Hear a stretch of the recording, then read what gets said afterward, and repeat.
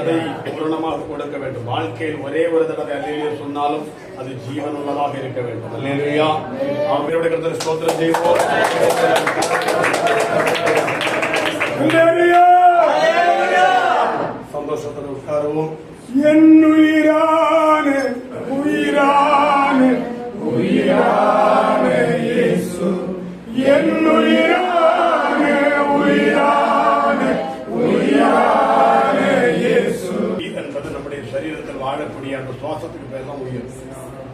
ஜீவன் இந்த உலகம் தரக்கூடியதல்ல, அது இயேசு கிறிஸ்து தர. ஆமென். அது எல்லா இடத்துலயும் இருக்காது. ஜீவன் யாரிடத்துல இருக்கும்? புதிய ஏற்பாடு இயேசு கிறிஸ்துவினுடைய கட்டளைகளை பின்பற்றுகிறது என்னுடைய பிள்ளைகளிடத்தில் அந்த ஜீவன் இருக்கும். அல்லேலூயா.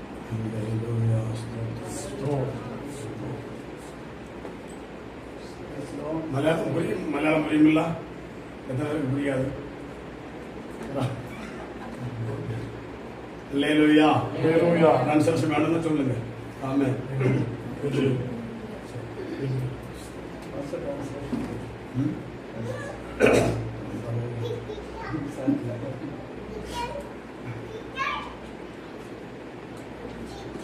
കർത്താവിന്റെ അതിപരിശുദ്ധ നാമത്തിൽ സ്തോത്രം ചെയ്യുന്നു. കർത്താവിന്റെ പരിശുദ്ധമായ നാമത്തിൽ മഹിമ ഉണ്ടാവதாக. നമ്മുടെ കർത്താവായ യേശു ക്രിസ്തു നമ്മുടെ നടുവിൽ ആഗതനായിട്ടുണ്ട്. നമ്മുടെ കർത്താവായ യേശു ക്രിസ്തു നമ്മുടെ നടുവിൽ ഉലാവിക്കൊണ്ടിരിക്കുകയാണ്. യേശു കർത്താവ് എവിടെല്ലാം ഇറങ്ങി വരുന്നോ അവിടെല്ലാം അത്ഭുതങ്ങൾ നടന്നിട്ടുണ്ട്. இயேசு கிறிஸ்து எந்த இடத்திலெல்லாம் இறங்கி வருகிறார் அந்த இடத்திலெல்லாம் அற்புதங்களும் அடையாளங்கள் நடந்திருக்கிறது. ഒരുപക്ഷെ നമ്മൾ ചിന്തിക്കും ഇവിടെ വന്ന് ഇപ്പോഴ് ഒരു ഭയങ്കര അത്ഭുതം നടക്കുവോ എന്നൊരു പക്ഷേ നമ്മൾ ചിന്തിക്കും. சிந்தித்திருக்கிறோம். ஆமென். நாம் வந்து இருக்கிற இடத்தில் பெரிய ஒரு அற்புதம் நடக்குமோ என்ற சிந்தையில் நாம் இருக்கிறது உண்டு. എന്നാൽ യേശു കർത്താവ് ചെയ്യുന്ന വലിയ ചില അത്ഭുതങ്ങളുണ്ട്. യേശു ക്രിസ്തു ചെയ്യുന്ന പെരിയ പെരിയ അത്ഭുതങ്ങൾ ഉണ്ട്. ഞാന് ഒരു ഹൈന്ദവ പശ്ചാത്തലത്തിൽ ജനിച്ചു വളർന്നപ്പെട്ട ഒരാളാണ്.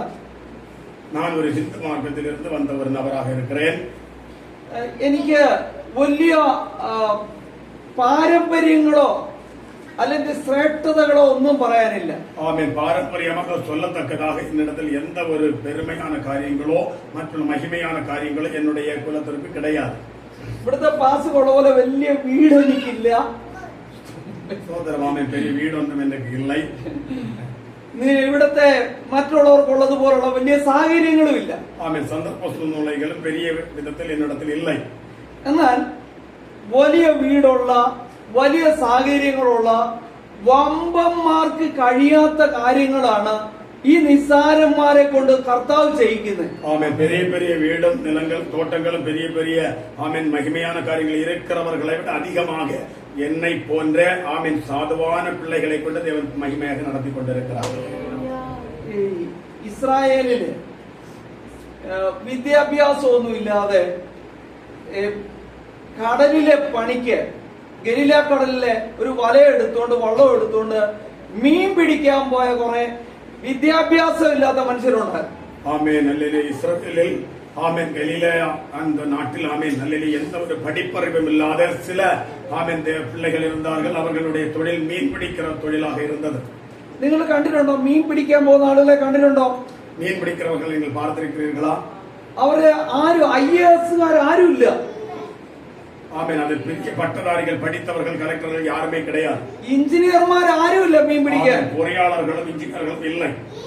അതുപോലെ ഭയങ്കര വിദ്യാഭ്യാസമുള്ള ആരും മീൻ പിടിക്കാൻ പോകുന്നില്ല. பெரிய பெரிய படித்த பட்டதாரிகள் யாரும் மீன் பிடிப்பதற்காக போவதில்லை. ബൈബിള് പറഞ്ഞിരിക്കുന്നത് ഇവർ പഠിപ്പില്ലാത്തവരും അങ്ങനെയാ പറഞ്ഞിരിക്കുന്നത്. ആമേൻ. ബൈബിളിൽ சொல்லியிருக்கிறது இவர்கள் படிப்பறிவில்லாதவர்கள் என்று ബൈബിളിൽ சொல்லியிருக்கிறது. എന്നാൽ ഈ മുക്കുവന്മാരെ ഈ കടലിൽ പണിയെടുക്കുന്നവരെ അവരെ ഇങ്ങോട്ട് കർത്താവ് തെരഞ്ഞെടുത്തിട്ട് അവരെ കൊണ്ടങ്ങോട്ട് അപ്പോസ്തലന്മാരായി ശുശ്രൂഷ ചെയ്യിച്ചു. ஆமென். இந்த கடலில் தொழில் செய்கிற இந்த தேவனுடைய பிள்ளைகளை ஆண்டவருடைய அப்போஸ்தல ஊழியத்திற்காக இயேசு கிறிஸ்து அவர்களை கொண்டு பெரிய காரியங்களை செய்தார். அல்லேலூயா. ഈ നാട്ടിലെ വലിയ മിടുക്കന്മാർ കാണും, സമ്പന്നന്മാർ കാണും, പ്രഭുക്കന്മാർ കാണും, ഇവരെ കൊണ്ടൊന്നും കഴിയാത്ത കാര്യങ്ങൾ നിങ്ങളെ കൊണ്ട് ചെയ്യിക്കും. അതാണ് യേശുവിന്റെ അത്ഭുതം. இந்த உலகத்தில் அவன் பெரிய பெரிய பட்டதாரிகள் உண்டு, பணக்காரர்கள் உண்டு, பெரிய பெரிய மகிமையான ஆட்கள் உண்டு. அவன் அவர்களை கொண்டு முடியாததை நம்மை போல சாதுவான தேவன் பிள்ளைகளை கொண்டு பெரிய காரியங்களை செய்வார். പ്രസിഡന്റിന്റെ, പ്രധാനമന്ത്രിയുടെ, കളക്ടറുടെ നിഴല് തട്ടിയാൽ ഒന്നും സംഭവിക്കത്തില്ല. പക്ഷേ ഈ കടൽ മുക്കുവന്റെ, ആ മീൻപിടുത്തക്കാരന്റെ നിഴല് തട്ടിയാൽ അവിടെ മിറക്കിൾ നടക്കും. பெரிய பெரிய அதிகாரிகளுடைய, அவன் பிரசிடர்களுடைய, மினிஸ்டர்களுடைய அவர்களுடைய நிழல் பட்டால் எந்த நோயாளிகளுக்கு இந்த மிரக்கல் வராது. ஜீவனுள்ள தேவனுடைய பிள்ளைகளாக இருக்கிற அந்த மீன் பிடிக்கிற முக்குவர்கள் அவர்களுடைய நிழல் தட்டின பொழுது பெரிய அடையாளங்கள், அற்புதங்கள் நடந்தது. നമ്മുടെ നിസ്സാരന്മാരായിരിക്കും, പക്ഷെ നിങ്ങളുടെ നിഴൽ തട്ടിയാൽ അവിടെ അത്ഭുതം ചെയ്യും. അതാണ് യേശുവിന്റെ മഹത്വം. நாம் மேன்மைக்காதவர்களாக இருக்கலாம். நம்முடைய நிழல் தட்டும் பொழுது அநேகருடைய அல்லது அதிசயங்களும் அற்புதங்கள் நடக்க தேவன் நம்மை கொண்டு பயன்படுத்துவார். ഇതാണ് യേശു ചെയ്യുന്ന അത്ഭുതം. യേശു ചെയ്യുന്ന അത്ഭുതം ഇതാണ്. യേശു കർത്താവ് ഒരു വീട്ടിൽ പോകുമായിരുന്നു. ബഥാനിയിലെ വീടാണ്. അവിടെ മാർത്തയുണ്ട്, മറിയുണ്ട്. അവിടുന്ന് പോകുമ്പോ യേശുവിന് വിശക്കും. ആഹാരം പോലും കൊടുക്കാൻ നിവർത്തിയില്ലാത്ത രണ്ട് സഹോദരിമാരും ഒരു സഹോദരനുമുള്ള വീട്ടിൽ യേശു കർത്താവ് നിരന്തരം കടന്നു ചെല്ലും. ஆமென். இயேசு கிறிஸ்து இந்த பூமியில் இருக்கும்போது பெத்தானியா என்ற ஊரில் இரண்டு சகோதரிமார்கள் உள்ள மார்த்தாள், மரியாள் என்கிற அந்த சகோதரிகளுடைய வீட்டில் அடிக்கடி கடந்து சென்றார். அல்லேலூயா. அங்கே அவர்களுக்கு ஆகாரம் கொடுக்கப்பட நிவர்த்தி இல்லாமல் கையில்லாமல் இருந்தாலும் தேவ கிருபையினால் அவர்களை தேவன் நடத்தி கொண்டிருந்தார். യേശു കർത്താവ് ആ വീട്ടിൽ നിന്ന് ഇറങ്ങി പോരുമ്പോൾ അവന് വിശക്കും. അവൻ അത്തിയെ നോക്കി, അത്തിപ്പഴം ഉണ്ടായിരുന്നെങ്കിൽ പറിച്ച് കഴിക്കാമായിരുന്നെന്ന്. ஆமென். இயேசு கிறிஸ்து வழியில் இறங்கி அந்த வீட்டிலிருந்து இறங்கி செல்லும் பொழுது பசியுள்ளவராக இறங்கி சென்றார். ஆமென். அத்தி மரங்களை பார்க்கும் பொழுது இதில் ஏதாவது கனி இருக்கும், பறித்து சாப்பிடலாம் என்று நினைத்த தினங்கள் ഉണ്ടായിരുന്നത്. എന്നാൽ യേശു കർത്താവ് ആ വീട്ടിൽ ചെന്നപ്പോൾ അവിടെ ഈ മാർത്തയുടെ സഹോദരന് രോഗം വന്നു. യേശു കർത്താവ് ചെന്നില്ല. അവൻ മരിച്ചു, അവൻ അടക്കപ്പെട്ടു. എല്ലാവരും വിചാരിച്ചു യേശു വന്നതുകൊണ്ട് ഈ വീട് നശിച്ചു പോകുമെന്ന് ആളുകൾ വിചാരിച്ചത്. പക്ഷേ യേശു കർത്താവ് അവിടെ ചെന്നു കഴിഞ്ഞപ്പോൾ ആ നാറ്റം വെച്ച അവസ്ഥ മാറി. ആ വീടൊരു ഉത്സവ പറമ്പ് പോലെയായി മാറി. எல்லோரும் நினைத்தார்களாம் இயேசு கிறிஸ்து வந்தது முகாந்தரமாக அந்த வீட்டில் மரணம் சம்பவித்தது நினைத்த ஆட்கள் இருந்தார்கள். ஆனால் அப்படி அல்ல. இயேசு கிறிஸ்து அந்த மரணத்தையும் அவன் நாற்றமடித்த 4வது நாளில் அந்த மரித்த நபரை லாசரை வெளியே கொண்டு ஜீவனோடு கொண்டு வர அவன் பெரிய காரியம் அற்புதமாக செய்தார். അതുവരെ കൊച്ചു വീടായിരുന്നു, ആരും തിരിഞ്ഞു നോക്കാത്ത വീടായിരുന്നു. അങ്ങ് ഗലീലേന്ന് വരെ ആളുകള് വലിയ വണ്ടിയിൽ കടന്നു വരിക. എന്തിനാണെന്നറിയാമോ? ഈ മരിച്ച് ജീവിക്കുന്ന ലാസറിനെ കാണാൻ വേണ്ടി വന്നു. അവിടെ നല്ല ആഹാരം കൊടുക്കുന്നു. അവര് പോകാൻ നേരത്ത് നല്ല കൈമടക്ക് കൊടുക്കുന്നു. ഒടുവിൽ ലോറി വരുന്നു, കരിങ്കല്ലിറക്കുന്നു, വീട് പണിയായി നല്ല ബംഗ്ലാവ് പണിയുന്നു, നല്ല കാർ എടുക്കുന്നു. മിടുക്കനായി ആ വീടൊരു അത്ഭുതത്തിന്റെ വീടായിട്ടങ്ങ് മാറി. ஆமென். அல்லேலூயா. அவன் இயேசு கிறிஸ்து அதன் பிறகு அந்த கலிலேயாவிலிருந்து அந்த பெத்தானியா வரை நிறைய குடும்பங்கள் வருகிறார்கள் பார்ப்பதற்காக. அவன் அநேகர் வருகிறார்கள். அல்லேலூயா. சந்திப்பதற்காக அநேகர் வந்து காணிக்கை கொடுக்கிறார்கள் அவர்களுக்காக. ஆனால் இயேசு கிறிஸ்து அவன் வந்த ஜீவனோடு கொண்டு வந்த பிறகு அந்த வீட்டினுடைய பெருமையும் மகிமையும் அதிகமாக மாறுகிறது. നാട്ടുകാർ മുഴുവൻ കൂടി വന്നു.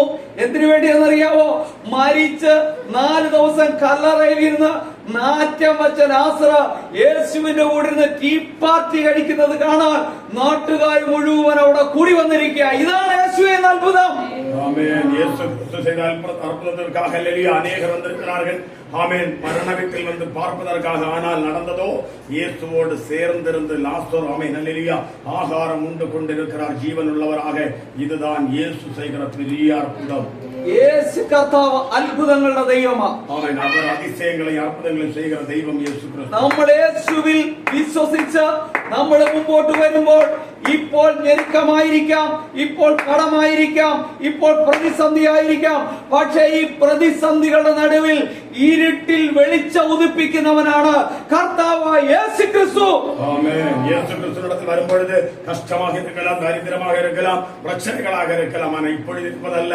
இயேசு கிறிஸ்துவிடத்தில் உண்மையாக வரும்பொழுது எல்லா பிரச்சனைகளை மாறி வெளிச்சத்தில் நம்மை தள்ளிலியா கொண்டு வர சர்வ வல்லவராக இருக்கிறார். அவர்தான் இயேசு கிறிஸ்து. പുറപ്പാട് പുസ്തകം 23-ാം അധ്യായം 20-ാമത്തെ വാക്യം വായിക്കാം. യാത്രാഗമം 23:20. 23:20. യാത്രാഗമം 23:20. ഇതാ വഴിയിൽ നിന്നെ കാക്കുവാൻ நான் ஆயத்தப்படின ஸ்தானத்துக்கு உன்னை கொண்டு போய் சேர்க்கிறதற்கும் இதோ நான் ஒரு தூதனை உனக்கு முன்னே அனுப்புகிறேன். ആമേൻ. ഇതാ വഴിയിൽ നിന്നെ കാക്കുവാൻ നിയമിച്ചിരിക്കുന്ന സ്ഥലം വരെ നിന്നെ എത്തിക്കുവാൻ ഇതാ ഞാനൊരു ദൂതനെ നിനക്ക് മുമ്പായിട്ട് അയക്കുന്നു.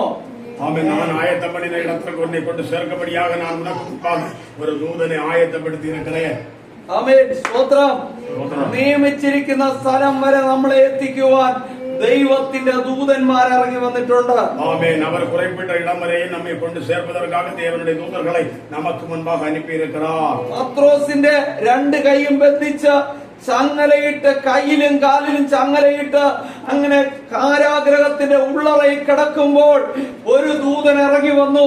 ഒരു ദൂതൻ ഇറങ്ങി വന്നപ്പോൾ ചങ്ങല പൊട്ടിമാറി, ബന്ധനങ്ങൾ അഴിഞ്ഞു മാറി, കഥക് തുറന്നു വന്നു. അത്ഭുതത്തിന്റെ അടയാളത്തിന്റെ വീര്യപ്രവൃത്തിയുടെ മഹത്വം അവന്റെ ജീവിതത്തിൽ വെളിപ്പെട്ടത്. ഇതാ ഒരു ദൂതനെ ഞാൻ നിനക്ക് മുമ്പായി അയച്ചിരിക്കുന്നു.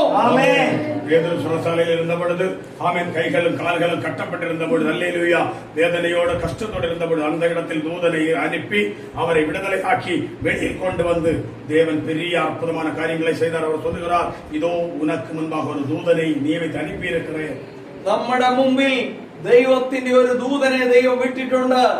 നമ്മൾക്ക് ഇന്ത്യയുടെ 28 സംസ്ഥാനങ്ങളിലും പോയി ഉള്ളങ്കാൽ ചവിട്ടി പ്രാർത്ഥിച്ച് മടങ്ങി വരുവാൻ കർത്താവിൽ ശരണപ്പെട്ട് തീരുമാനിച്ചാൽ നമ്മളെ അവിടെ എല്ലാം കൊണ്ടുപോയി സമാധാനത്തോടെ മടക്കി വരുത്തുവാൻ ഇതാ ഞാനൊരു ദൂതനെ നിനക്ക് മുമ്പായിട്ട് അയക്കുന്നു. நாம் கடந்து போகிற ஒவ்வொரு இடங்களிலும் நமக்கு முன்பாக நம்மை பாதுகாப்பதற்கும் நம்மை உறுதியாக நிலைநிறுத்துவதற்கும் நமக்கு முன்பாக ஒவ்வொரு தேசங்கள் ஒவ்வொரு ஸ்டேஜுகளிலும் தூதனை நமக்கு முன்பாக தேவன் அனுப்பி நமக்காக பாதுகாப்பு செய்திருக்கிறார். ടിബറ്റ് എന്ന് പറയുന്ന രാജ്യത്തിൽ, ഇന്ത്യയുടെ അടുത്തുള്ള രാജ്യമാണ്, അവിടെ സുവിശേഷം പറയാൻ ഒരു പഞ്ചാബി ആയിരിക്കുന്ന സാധു സുന്ദർ സിംഗ് അവിടെ കടന്ന് സുവിശേഷം പറഞ്ഞു. സുവിശേഷം പറഞ്ഞപ്പോ നാട്ടുകാരെല്ലാം കൂടി ഇദ്ദേഹത്തെ പിടിച്ചു കല്ലെറിഞ്ഞു കൊല്ലാനായിട്ട് തീരുമാനിച്ചു. പഞ്ചായത്തുകാര് കല്ലെറിഞ്ഞു കൊല്ലാൻ നാട്ടുകാർ മുഴുവൻ കൂടി അവിടെ കൊണ്ടുവന്നിട്ട് പഞ്ചായത്ത് പ്രസിഡന്റ് ചോദിച്ചു, നിന്റെ അവസാനത്തെ ആഗ്രഹം എന്താന്ന് ചോദിച്ചു. അപ്പോൾ പറഞ്ഞു, എന്റെ അവസാനത്തെ ആഗ്രഹം എനിക്ക് മുഴങ്കാലിൽ നിന്ന് എന്റെ കർത്താവിനോടൊന്ന് പ്രാർത്ഥിക്കണം. ராஜ்யத்தில் அல்லேலூயா அவன் சாது சுந்தர் சிங்கின் சொல்லக்கூடிய தேவனுடைய ஊழியக்காரர் இருந்தார். அவரை அந்த நாட்டில் பிடித்து அவரை சித்திரவதை செய்து அல்லேலூயா ஆமென் அவரிடத்தில் கேட்டார்கள், கொலை செய்வதற்கு முன்பாக உன்னுடைய கடைசி ஆசை என்ன என்று கேட்டார்கள். அவர் சொன்னார், எனக்கு முழங்காலில் என்று என் தேவனோடு ஜெபிக்க வேண்டும் என்று சொன்னார். അദ്ദേഹം മുഴങ്കാലിൽ ഇങ്ങനെ കരങ്ങൾ ഉയർത്തി പ്രാർത്ഥിക്കുക. അവസാനത്തെ പ്രാർത്ഥനയാ. പ്രാർത്ഥിച്ചുകൊണ്ടിരിക്കുമ്പോൾ ഒരു ബഹളം കേട്ടു. കണ്ണു തുറന്നു നോക്കിയപ്പോ ആളുകളെല്ലാം കല്ലും കളഞ്ഞിട്ട് ഓടുകയാ.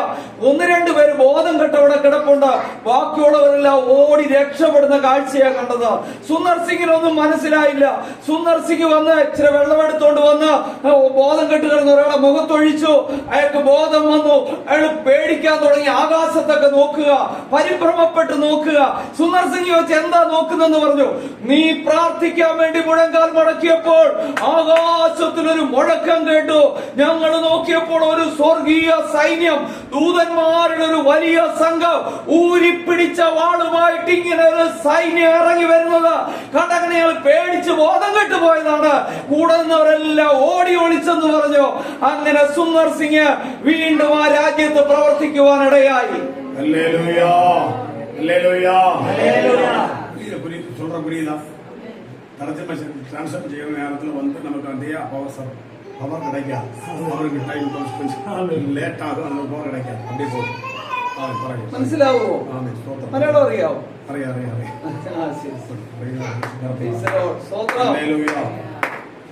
ഹല്ലേലൂയ. ഒരു ഹല്ലേലൂയ പറഞ്ഞേ.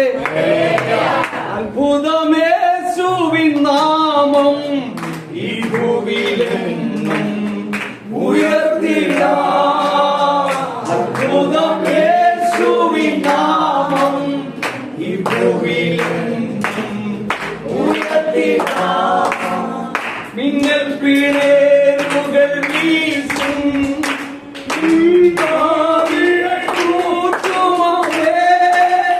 മിന്നൽ പിള